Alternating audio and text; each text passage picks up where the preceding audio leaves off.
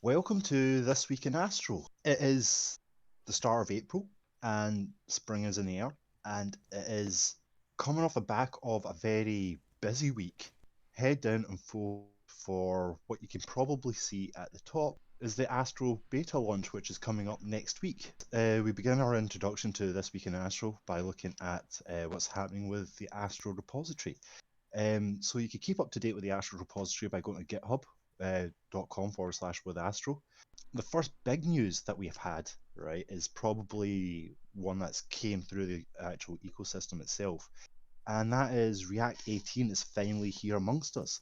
There has been a fair bit amount of work that's gone into this, and I just want to quickly mention, what's coming new to those astronauts in our community who do use React with us.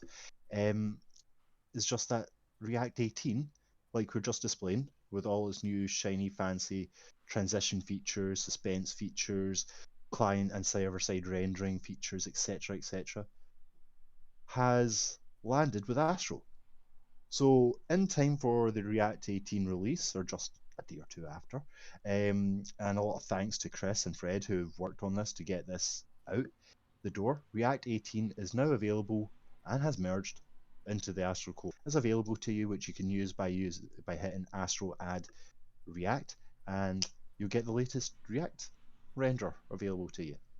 Happy days. Next up, I want to talk about something that is going to be a very breaking change, the config. So what we're going to be talking about now is the actual astro.config file, and this is a brand new look at the new configuration itself.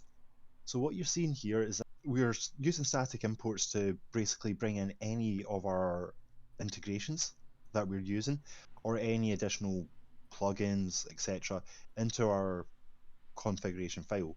I will quickly go into the detailed design here just so you can have a good overview of what is coming, so that way you can pre-plan ahead. But what we are seeing is the integrations mentioned. So what has been imported in gets mentioned in here. So as we say at the top, we're importing both the Preact render and the sitemap functionality, right? Just to customize the sitemap functionality, which Ben has been working on. And as you can see, we're bringing in the Preact render. A lot of things, the number of things that are moving to the top level are the likes of the login. So previously behind the flag of --verbose, this is now coming into as a option within the top level of your configuration file. Another thing that I'd like to mention with this new configuration file is that what was previously kept behind flags and were experimental features have now been integrated fully or into the configuration in its own right. Markdown has been moved up as well, so Markdown configurations, etc., will be moved into here. Up next, I want to talk about the Astro version 1 on the Astro Fetch content, where there's a new Markdown API that's coming through. And this Markdown API is that you can find basically allows you to render markdowns utilizing astro.glob, which is a replacement to the astro.fetch method. Now, this will work for non-markdown files as well, so you can bring in the likes of Astro files and JSON files or any other file within your project. This utilizes a glob pattern similar to the import method .glob-eager or .glob. So if you are playing with astro.fetch content, start to take a look at this proposal here with the new Markdown API that has came through. And that is where we move into for the next part of the segment next week and what is happening.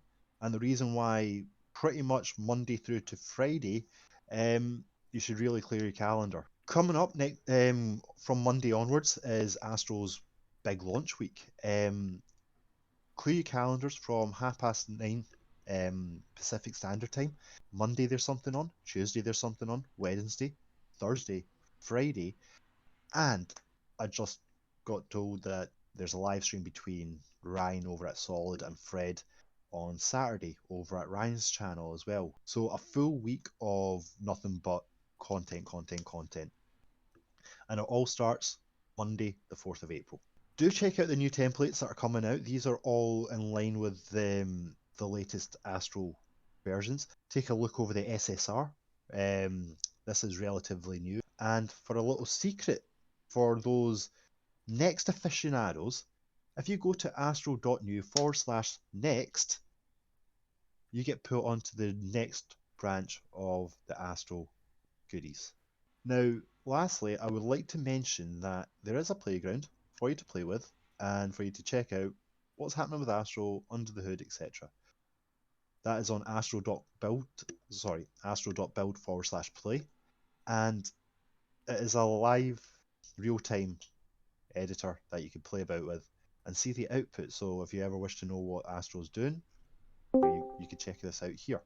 Fantastic, and I'd like to give a shout out to Okikio for his great work on this. Fantastic announcement and a fantastic addition to the community. Here we have Fred announcing just that Erika has joined the actual Astrotech company itself. A lot of it's to do with her fantastic work that she's been putting into the VS Code extension, but her experience, her knowledge, and her general camaraderie is fantastic, and the way she helps look after the community and moderates it is brilliant. Thank you, Erika, and congratulations on joining Astrotech. We wish you all the best. And if you wish to follow Erika, by all means, this is her on GitHub, the Princessa.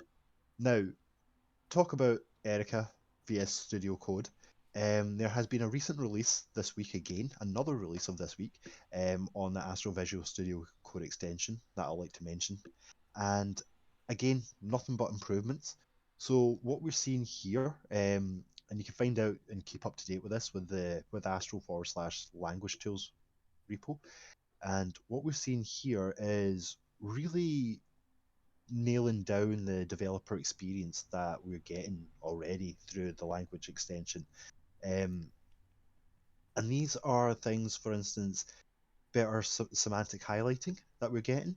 We're also seeing code folding within the CSS, within the HTML, improved code completion as well. So for all components of all frameworks, so it's not just Astro components and it's not just here and there, it is applied to the vast majority, and it's a fair amount of work that went into that. So again, thank you very much for your efforts in that part, Erika. Next up, I just want to quickly mention that the Nova extension that was made by Matt Cook last week is now available to those Mac aficionados who do use the Nova IDE experience on them, on the Mac laptops, or Mac iOS. It's on their marketplace now, so do give it a download and do give it a use. We've got a new page added to the Astro docs. The in-browser editors, as we said, we've already visited them. You could get it with StatBlitz, Code Sandbox, Gitpod, GitHub.dev, you name it, we're pretty much getting there now. Onto the community news section of this week in Astro. A couple of interesting vlogs that came out, ones that I'd like to share with you again. This one again is by what's turning out to be one of my new favourite authors, I find. I've been reading a lot of his work recently. Read Only Child, known to us in the community, or Ernesto in the real world. But yes, he's wrote a brilliant article on how to utilize GraphQL as your backend utilizing AWS Lambda. Now, AWS Lambda is obviously an edge service, and so this has got a bit of backend, it's got a bit of front end, and it's got a bit of Pokemon in it as well. So it's got, from a developer's point of view, three really cool things to get interested in.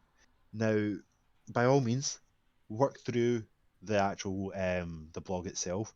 It's well written in a hand-holding kind of manner, and yeah, so by all means, keep going, and keep up the good work, Ernesto. I appreciate the blogs that you're putting out, and if you want to take a look at them all, you can do, right? He does have a lot about Astro as well in here. Next up, I want to talk about. I've already mentioned it before, but Rodney has basically put out a new Markdown blog, starter blog, which is, and here he talks about how he put a starter kit together for Astro, and again, quickly discussing it, but like Ernesto, The instructions here are clear, concise, and simple, and very easy to follow along with. By all means, do give Rodney's rodneylab.com a wee check out and take a good look over, how to go about setting up your own starter kit and what is involved. And like you can see, it doesn't take much, and that's the brilliant thing about Astro as well. It's very easy to get going. And yeah, Ronnie does a fantastic job of demonstrating why Astro is a good place to build your blogs on, and how to go about doing it. Next, we have a brilliant contributor in the community called McAwesome, who has an awesome name, and he's been working on a set of accessible components for Astro. I highly recommend you check this out because not only do they work, they are extremely accessible and work very well across browsers. Really talented, really well designed, and really well maintained as well. So yeah, dark mode, light mode, dark mode. Um, you've got an auto grid column, you've got a 12 grid sidebar, etc. So he's working on the components themselves, and any help that you wish to give, then by all means do check out his repo. And this is my favorite one so far is his modals. Lovely Astro made modals. So these are all Astro components, and as you can see, there is interactivity there. So by all means, check out the repo and find out how he did it. I would like to then talk about a new post that came up in the community by a new member, and by all means, it was a fantastic read over because it was extremely insightful, and it's great hearing what I call veteran developers move to Astro from their previous stacks, and just to listen and hear about their experiences, just so you can get a better idea. And this one here is a developer known by the name of Patrick Dung, who came over from Pelican, which is a static site generator for Python. So moving his stack over from Python to Astro is a big shift. And here he basically talks about his journey, what he was using, how it went before, and what it was like when he came to Astro. Please, by all means, do take a look over this because he does talk, from a veteran's point of view, what his journey was, and the insights in here are keen. Like I said, he does go into this table where he breaks down the pros and cons of Astro versus Pelican. Like I said, Pelican is a static site generator for Python, and Astro is a static site generator for, well, the Jamstack. So, if you don't mind, I'm just going to quickly take a quick over this excellent pros and cons list. Markdown is default in Astro and has really good support accordingly in Pelican. Tree shaking or utilizing bundlers. There is tree shaking available with Astro utilizing Vite, PostCSS, Tailwind. Astro itself does tail shaking because it's ESM built. And whereas with Pelican there is none. What he feels is a very strong pro is the ability to integrate with multiple frameworks. There's partial hydration that comes with Astro. Um, what he doesn't like about it is it doesn't come with a predefined concept of categories or tabs. These are things that I agree that you do have to design and build on your own. Fantastic article, brilliant to see it. Thank you very much for writing it. Next up is a developer that I follow on, who recently followed me on Twitter, right, called Frank Stallone. Recently moved over to Clivo, and I've been following him for a wee while. Puts out fantastic stuff on his Twitter feed, and it recently caught my eye that his entire personal portfolio site is actually an Astro site, and not only just an Astro site, but a very lovely Astro site. So this is Frank, and we're just going to take a quick look over his site, if you don't mind. Like I said, I really did get taken back by just the sheer elegance that he's put into this and the UI that comes along with it. Um, yeah, this is what you get when you build Astro. Well, professionals build Astro, and so yeah, really, really good stuff. Showcasing all his work, great use of CSS Clippy, and as you can see, happily built by Astro, which is also in beta, but no longer, right? And yeah, That is Frank Stallone's website, and I have to say it is a beautiful website created by a man who's been developing websites, well, since France won their first World Cup. So the man knows a thing or two. Next up, towards the community announcements, is a big announcement for Mac OS users. Out of nowhere, pops up a new member to the community called derBingle. Um, and he basically creates utilizations that allows you to tap into Alfred and ties in with Astro.docs. So now you can get Astro.docs directly within the Alfred search bar. Now, those who don't know what Alfred is or might need a bit of background to this, Alfred is basically an inbuilt search bar that helps Mac users utilize their Mac itself and the web. If you'd like to give derBingle a wee thank you, do give him a wee follow and a wee star on GitHub, right?